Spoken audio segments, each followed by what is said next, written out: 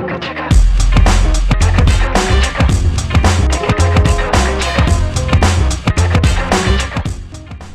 up, what up, what up, what up, what up? Welcome to The Come Up, a video podcast featuring Southwest Florida entrepreneurs and business leaders. We're sponsored by Content with Teeth, a creative content agency, 20 years experience right here in Southwest Florida. As you can see from this fathead, they do things big, really big, specializing in copywriting, video production. If you want to be a sponsor on The Come Up or a guest, hit me up at Hey Scrappy on IG or text my man Mike at 21,000. Today's guest is rapper TMike from Fort Myers. People are saying, Scrappy, he's a rapper. He's not a businessman. He's not an entrepreneur. He's not a business leader. And I'm saying, no.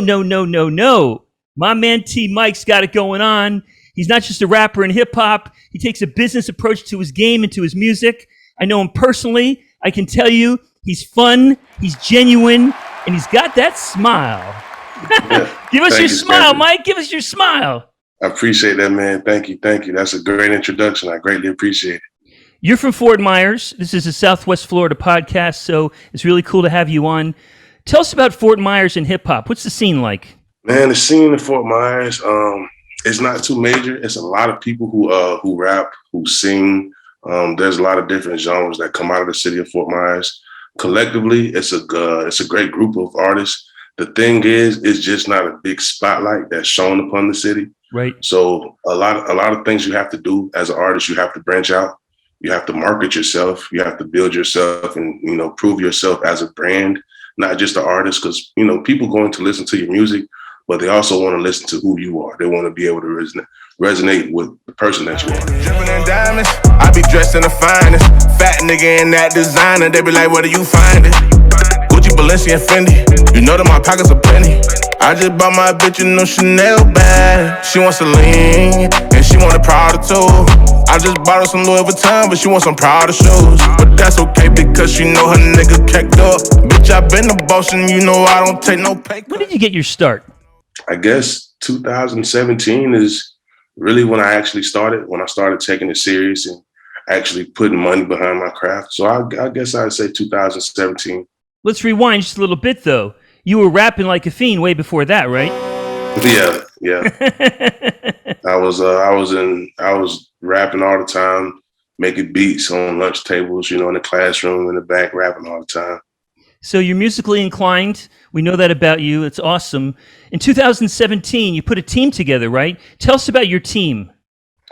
I started out, a friend of mine, Scooby. I started out going to this guy named Motif in my friend's apartment. That was a guy I just met. He was actually staying with my friend at the time. So I'll go to my friend's apartment and we go to his apartment. He had like a makeshift studio in there. So we try to make music. Then my friend Scooby, he introduced me to a guy named Sam. And that was the first time I went to like an actual legit studio. And Sam had, I think the name of his studio was Waves. And it was in Fort Myers. I actually gravitated towards Hero, and Hero is he's still on my team to this day. That's my engineer, my producer. He makes pretty much all of my beats. And after a while, just being in Fort Myers and grinding, pushing out a lot of music, I got in contact with my DJ Henny, and he just simply was like, he's a younger guy. He told me he really believed in my music and he liked what I was doing, and he just really wanted the opportunity to be my DJ. Oh, very nice. I wasn't looking for him, and he just happened to reach out. He was very genuine, and he just became a part of the family organically, really. As an entrepreneur, you have to manage the situation, but also be the star of the situation. So how do you go about delegating? Sometimes I have to remind myself, or other people have to remind me that I'm the artist. Sometimes I should just, think about the music. Right. But as an independent artist, when you are so hands-on, it's hard to take steps back, because if I have Hero doing this, I know this is going on. It's not just something that's a surprise to me. Everybody in the team knows that this is happening. We all know that this needs to get done. So I never really put myself above the work. We all have to work. You know what I mean? There's a fine line between being creative and being business. Where do you draw the line? I stick to textbook things. if this is proven to work, I just keep doing it. You know, in the business world, it's not too much room for creativity unless you're taking risks. Sometimes the risk, you know, it outweighs the reward, and the reward is greatly received. So it just depends on the situation. You don't want to, like I always say, never bet against the market. You don't want to put your money in something that doesn't look fruitful. You know, if it doesn't seem like it's going to pan out, it's never a good idea to put your money on it. So sometimes you got to stick with what you know. But, you know, in the business world, it's frowned upon to take too many risks, but you get great rewards. And when it comes to creativity, you're not bound by any rules. There is no logic. There's, you know, it is literally an open canvas. So it is up to you to create. Entrepreneurially, you have to make sacrifices. You have to take leaps. You have to make big risks. And you certainly believe in yourself, and you've done that. Do you feel really confident about your crusade? Yes. I mean, with anything in life, there's ups and downs. You're going to look back and ask yourself, did I do the right thing? But the only way you can, you know, honestly answer that question is by continuing to go. You don't know what the end has to hold. I'm still not finished. I'm still not done. But if I could look back and say that I'm further than I am last year, then you're making progress. You got to keep going. What makes you first pop off?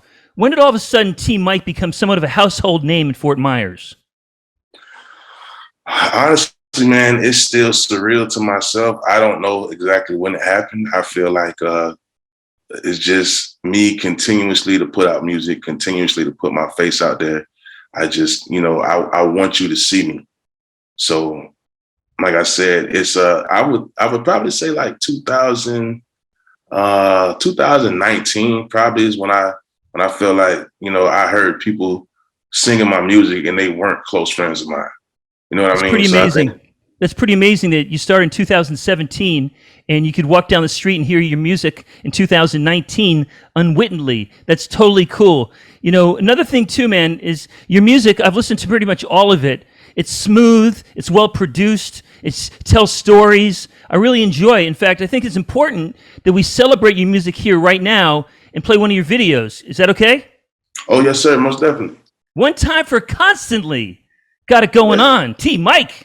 Yes, sir. Thank you. Constantly. Here we go. The come up, baby. The come up.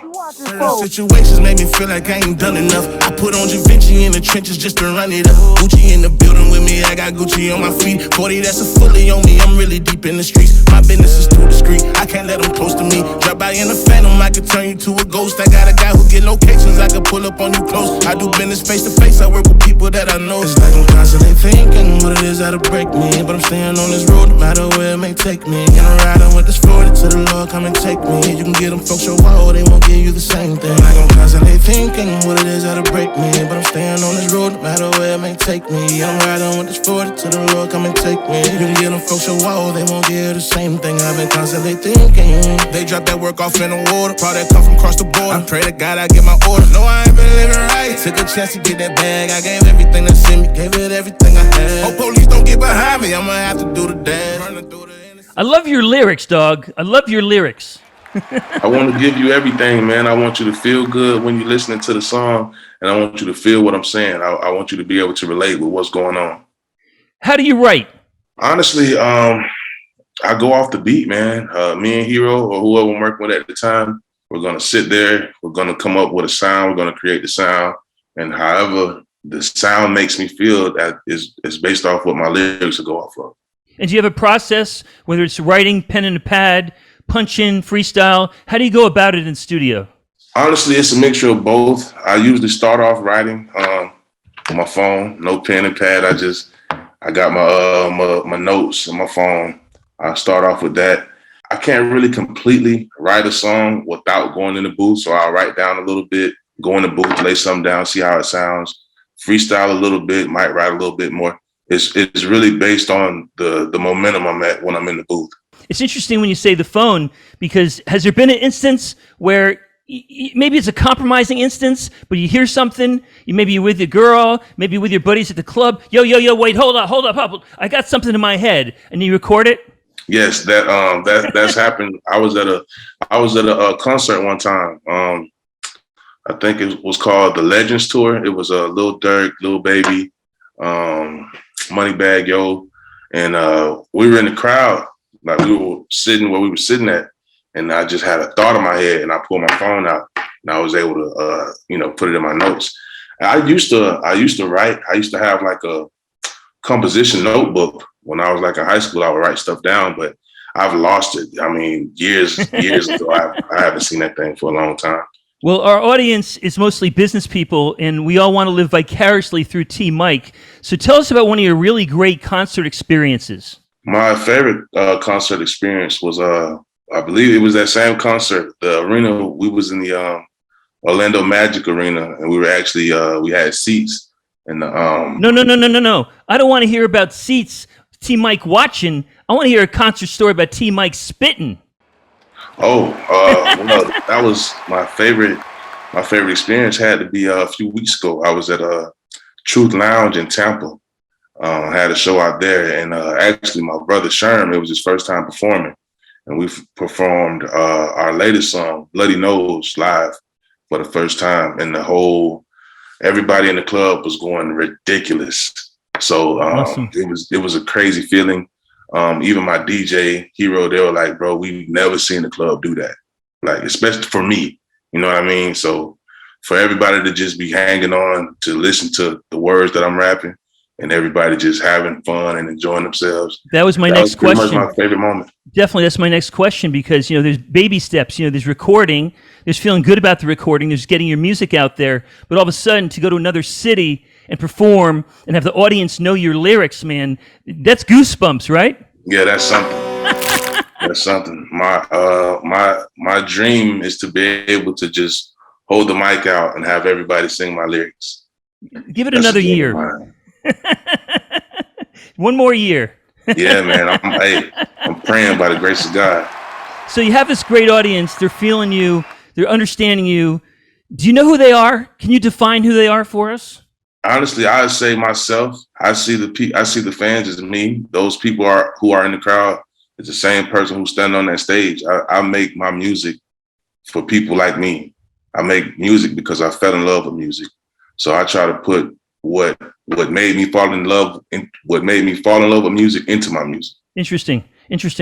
Young, old, black, white, tough, sensitive, young. It's black, white, but younger. Most people I see at my shows are anywhere between, I say, like 22 and 32. Okay. One thing.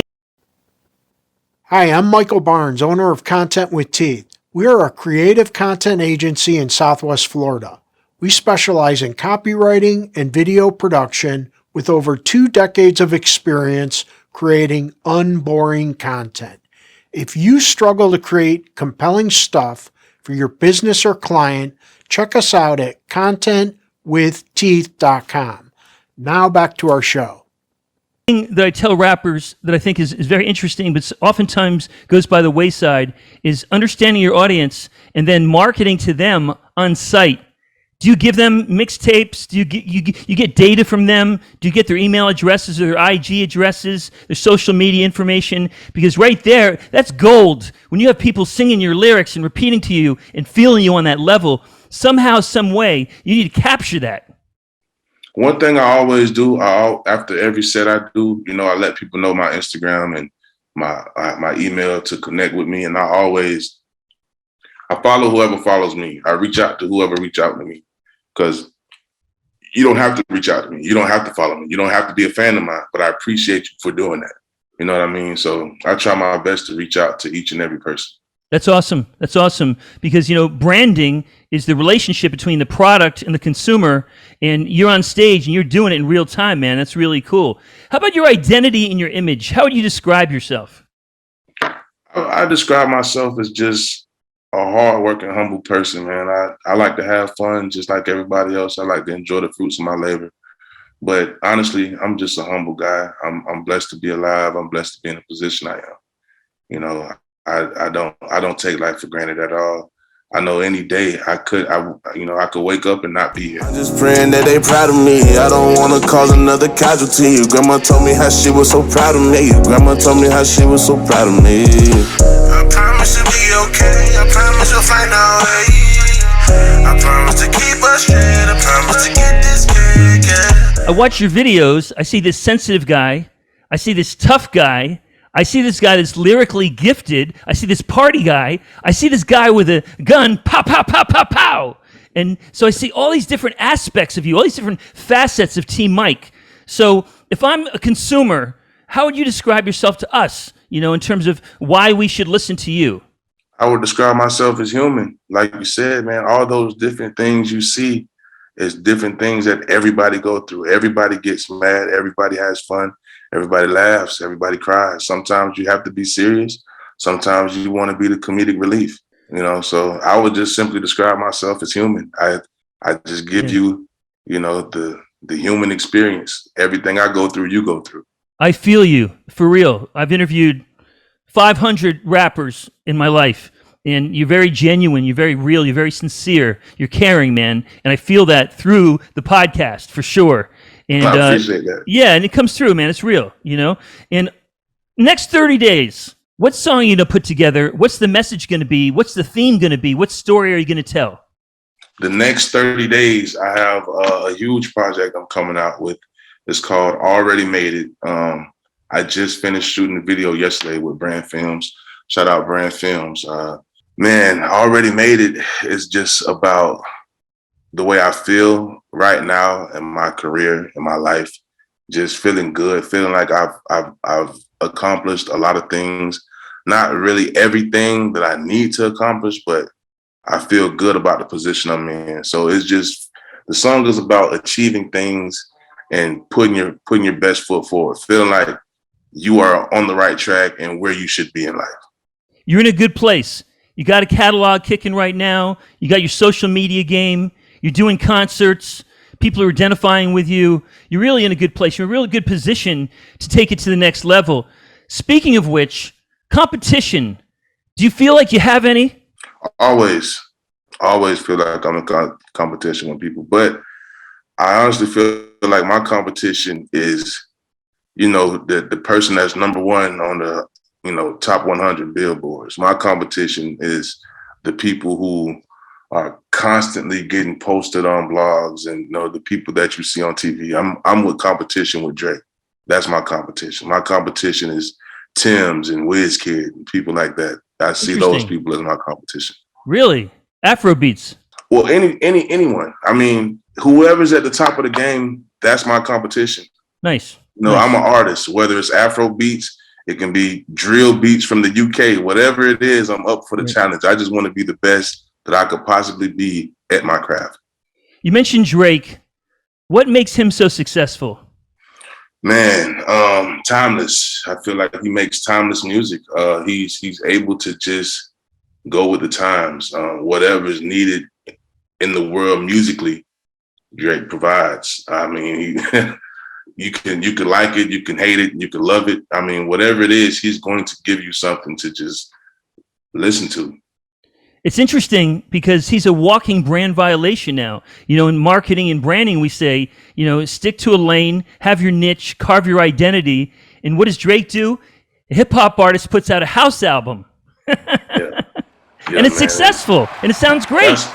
That's what, like you always say, throw something against the wall, see if it sticks. Absolutely. Absolutely. So do you feel like you need radio and record labels to be successful? No, you need word of mouth. You need a fan base. You just need fans.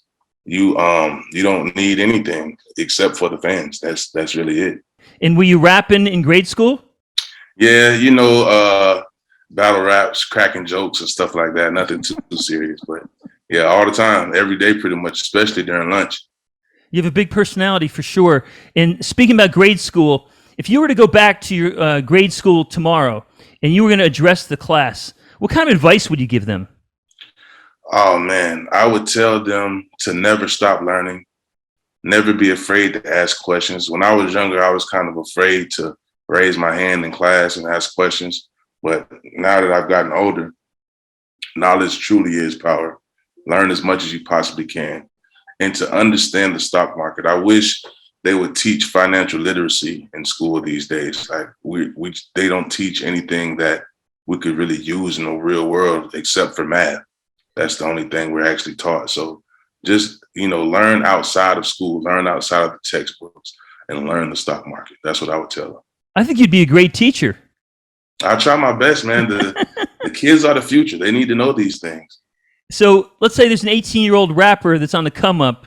He's just starting out. What advice do you give him? Try your best to find an engineer, find your own engineer, find your own sound. Don't go chasing waterfalls. Don't pay for streams. Don't put your money into scams, and to just be careful, because there's a lot of sharks out there, against independent artists such as myself. You're going to get fake emails. You're going to get fake DMs. There's going to be people telling you they could get you a Grammy. Like, this is fake. You got to understand these things. Right. So number one thing is to be careful. My man, TMike. Got Yes, it going sir. on. You got it going on. And we're sponsored by Content with Teeth, a creative content agency with over 20 years of experience right here in Southwest Florida. As you can see from the fathead, we're doing it really big, specializing in copywriting and video production. We got content. And if you'd like to sponsor the Come Up or be a guest, hit me up at Hey Scrappy on IG or text Mike at 21,000. TMike, I'm banking on you. If there's a stock market, I'm investing in you, my brother. Yes, sir. Yes, sir. DJ Scrappy, thank you so much, man. It's always a pleasure talking to you. I greatly appreciate it.